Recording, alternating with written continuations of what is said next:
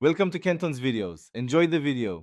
You start by preparing the home screen and confirming the launcher supports widgets. Long press any empty space. When the menu appears, tap Widgets.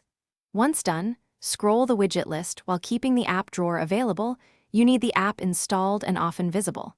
Make sure to place enough empty space for the widget size you plan to add. This first step gets the picker open and positions you to attach an app or shortcut to the widget immediately. You drag the widget from the picker onto the home screen and hold it until the placement grid appears. Then, when the widget asks for configuration, tap Select or Configure and choose the app or specific shortcut you want it to open. Make sure to pick the exact activity or shortcut. Some apps expose multiple actions. If the widget supports multiple slots or pages, repeat selection for each slot.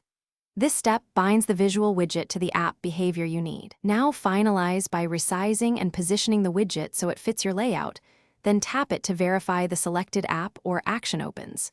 If the widget fails to launch the app, make sure the app is installed and has the required permissions.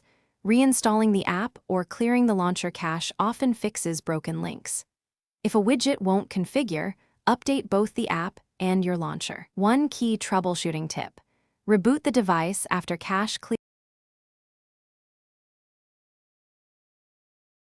Thanks for watching. Consider subscribing if we helped you.